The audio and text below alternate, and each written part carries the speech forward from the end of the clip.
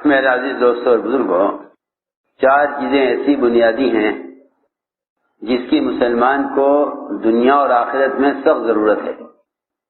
4 چیزیں ایسی بنیادی ہیں جس کو مسلمان کو دنیا اور آخرت میں سخت ضرورت ہے، اور وہ 4 چیزیں ایمان کے بغیر حاصل ہو نہیں سکتی۔ وہ 4 چیزیں ایمان کے بغیر حاصل ہو نہیں سکتی۔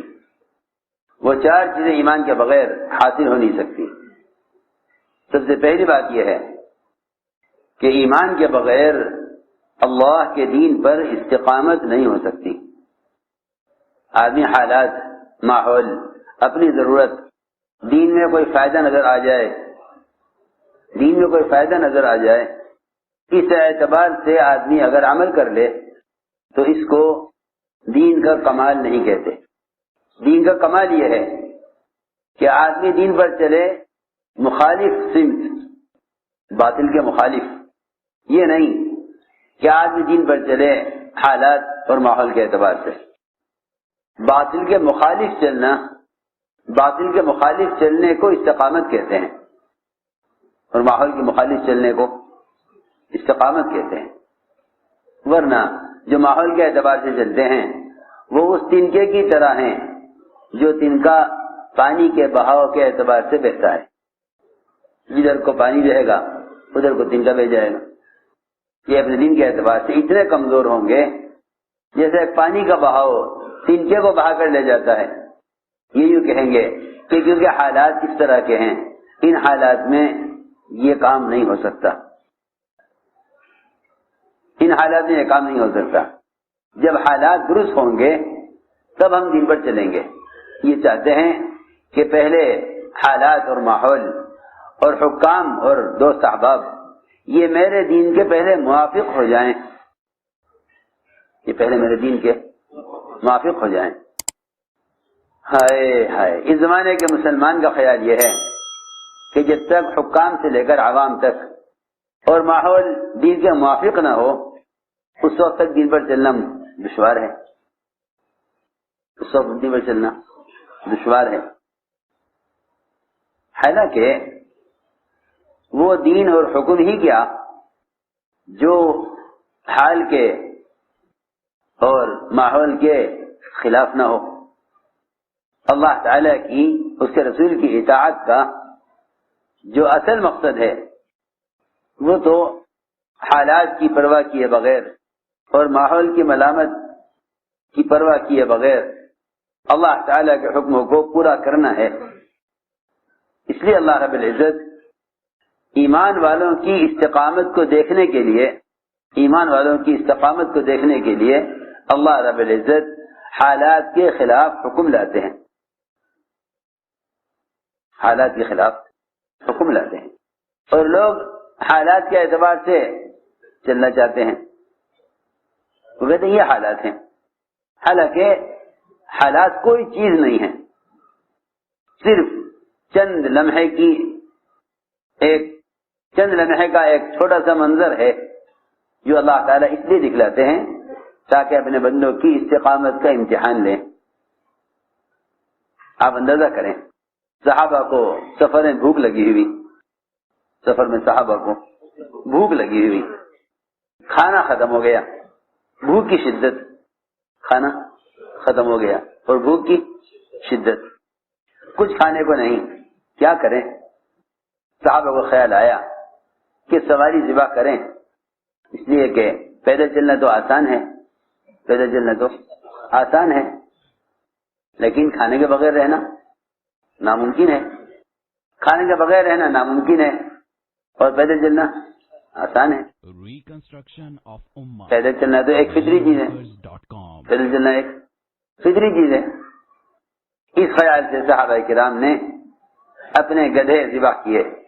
اس زمانے میں گدھے کا گوشت حلال تھا، گدھے کا گوشت حلال تھا۔ جو گدھے پالے جاتے تھے وہ ہمارے اس زمانے میں بھینس بکریوں کی طرح ہوتے تھے، ذبح کرو کھاؤ حلال گوشت۔ خیال یہ ہوا کہ جب کھانے کے لیے کچھ نہیں ہے تو بھوک کا علاج یہ گدھے ذبح کر کے گوشت تیار کیا جائے۔ چنانچہ صحابہ کرام نے گدھے ذبح کیے اور اس کا گوشت بنایا اور ہانڈیوں پر چڑھایا. کھانا تیار ہونے کو تھا, بھوک کی شدت تھی. صحابہ فرماتے ہیں ہم دیکھ رہے تھے ہانڈیوں میں کہ گوشت گلنے کے قریب ہے اور ہانڈیاں چولہے پر تیار ہو رہی تھی. اچانک حکم آیا اللہ کی طرف سے کہ اسی وقت سے, اسی لمحے سے, اس لیے کہ حکم کا آنا علم کے لیے نہیں ہے. اللہ کے حکم کا آنا علم کے لیے نہیں. اللہ کا حکم آنا علم کے لیے نہیں ہے. اللہ کا حکم آنا علم کے لیے نہیں ہے کہ آپ کے علم میں آ جائے کہ گدھے کا گوشت حرام ہے. اللہ تعالیٰ کا جو حکم آتا ہے وہ عمل کے لیے آتا ہے. اللہ کا حکم عمل کے لیے آتا ہے. اللہ کا حکم کتابوں کے لیے نہیں آتا. اللہ کا حکم کتابوں کے کاپیوں کے لیے نہیں آتا. اللہ کا حکم بر وقت عمل کرنے کے لیے آتا ہے. اللہ کا حکم بر وقت عمل کرنے کے لیے آتا ہے. اللہ دیکھ رہے, کھانے کے لیے کچھ ہے نہیں, صحابہ بھوکے ہیں, اللہ کے راستے میں ہیں, خروج میں ہیں, سب کچھ کر رہے, نمازیں بھی, ذکر تلاوت بھی, دعوت بھی, عبادت بھی, اللہ کے راستے کا مجاہدہ بھی, سارے سب کچھ ہے, 100% دین پر ہیں.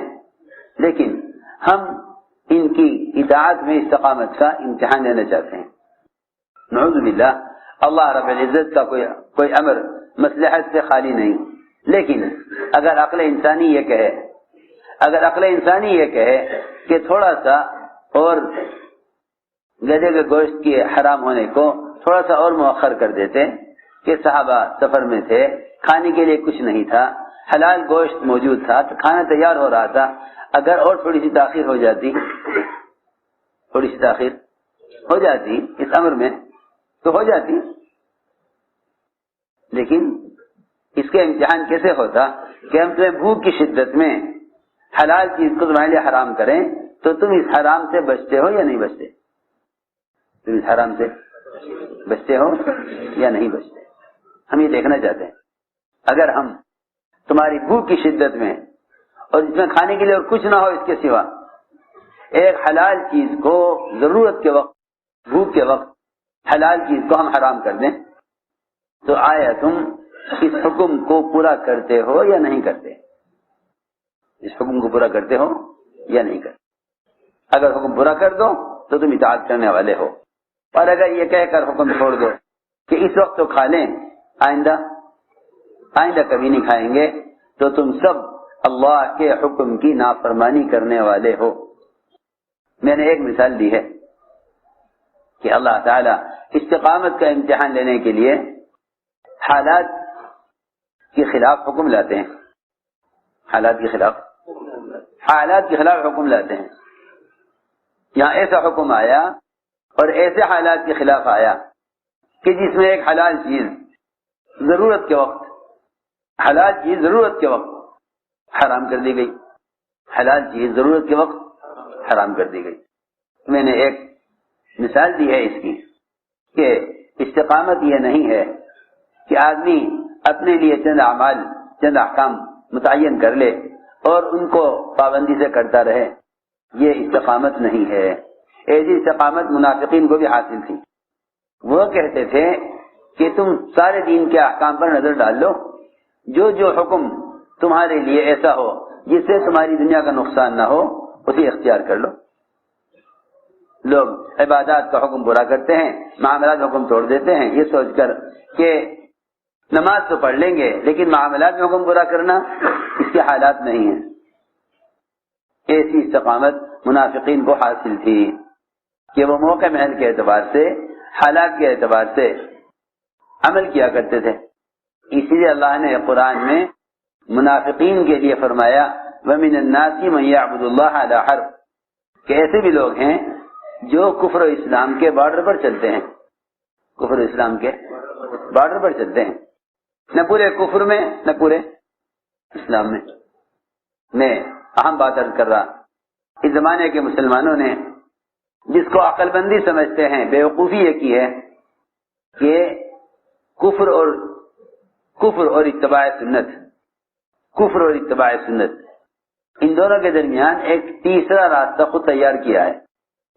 اس لیے کہ اللہ نے 2 ہی راستے بنائے ہیں، یہ راستہ کفر کا اختیار کر لو، یہ راستہ سنت کا نبی کا اختیار کر لو۔ ہدیناہ النجدین، اس کے علاوہ کوئی تیسرا راستہ نہیں ہے۔ یہ اتباع یہود یا اتباع حضور صلی اللہ علیہ وسلم، اس کے علاوہ کوئی تیسرا راستہ نہیں ہے۔ یہ ماڈرن اسلام، یہ منافقین کی ایجاد تھی۔ ماڈرن اسلام یہ منافقین کی ایجاد تھی، جس زمانے میں مسلمانوں نے یہ سوچ کر اختیار کیا ہے کہ دین کے 3 حصے ہیں، دین کے تین درجے ہیں۔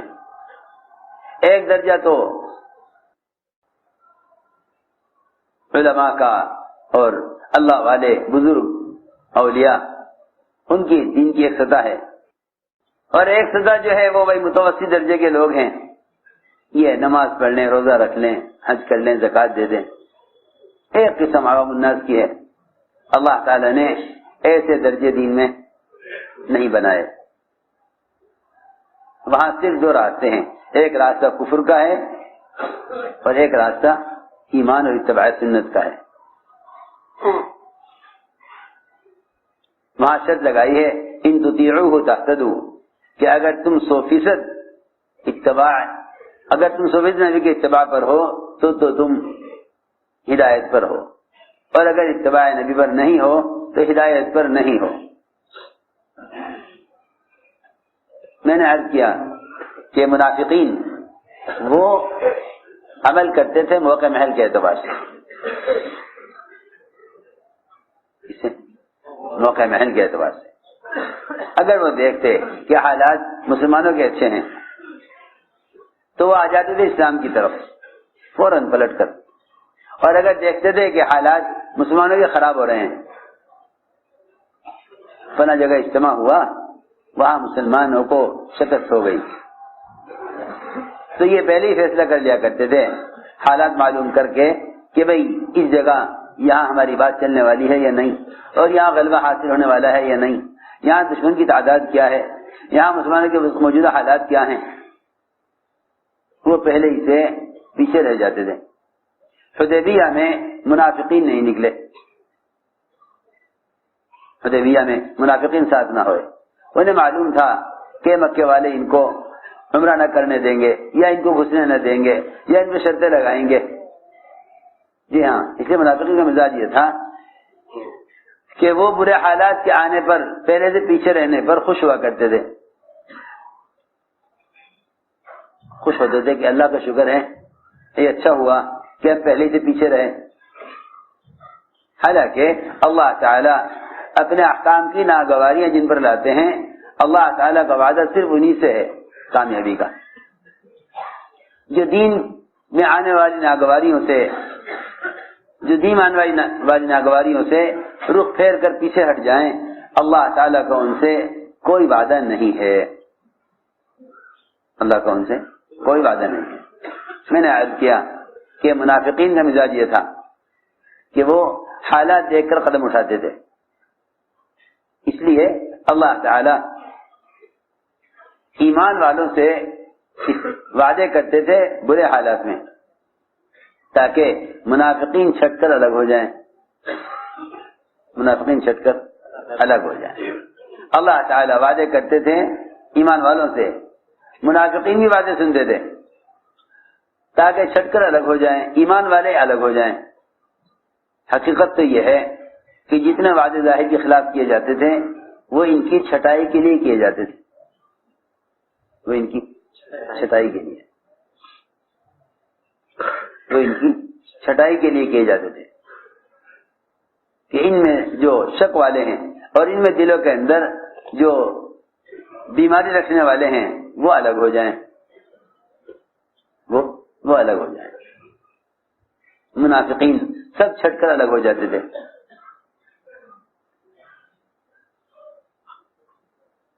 اسی لیے فرمایا کہ منافقین اور ظالمین یہ آپس میں ایک دوسرے کے دوست ہوتے ہیں،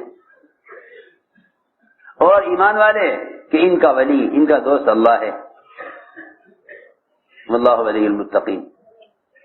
تو میں نے عرض کیا کہ حضور اکرم صلی اللہ علیہ وسلم ایسے وقت میں وعدے کرتے تھے جب حالات انتہائی خراب ہوتے ہیں۔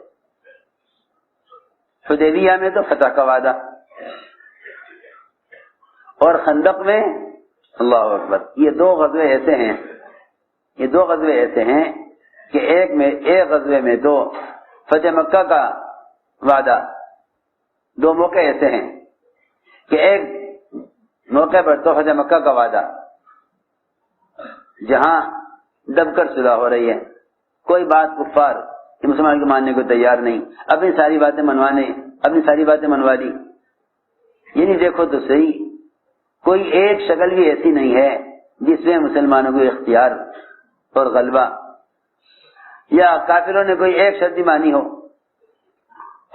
سوچو حدیبیہ کیسا موقع ہے، کیسا موقع حدیبیہ، لیکن ابھی وہاں سے ہٹے نہیں تھے کہ اللہ تعالی نے خوشخبری سنا دی کہ ہم نے مکے کو فتح کر دیا۔ ادھر خندق، بھوک بہت زیادہ، کھانے کو کچھ نہیں، سردی بہت زیادہ، پہننے کو کچھ نہیں، دشمن بہت زیادہ، ہتھیار نہیں، ہر اعتبار سے بد نظمی۔ اللہ تعالی نے خندق کے موقع پر قیصر و کسریٰ کے محلات کا فتح ہونا دکھلا دیا۔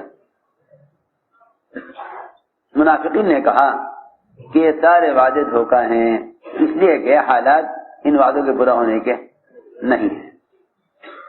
میں عرض کرنا چاہتا تھا کہ منافقین وہاں سے اجازت لے کر اور اپنے جھوٹے عذر پیش کر کے، حالانکہ میری بات یاد رکھنا ہمیشہ، منافقین کا میدان چھوڑنا دو وجہ سے ہوتا تھا۔ منافقین کا میدان چھوڑنا دو وجہ سے ہوتا تھا۔ ایک تو اس لیے ہوتا تھا کہ ان کے دماغ میں ایمان نہ ہونے کی وجہ سے یہ دعویٰ اور یہ ظن پیدا ہو جاتا تھا کہ اگر ہم ان کا ساتھ چھوڑ دیں گے تو یہ مجبور ہو کر ہمارا ساتھ دیں گے۔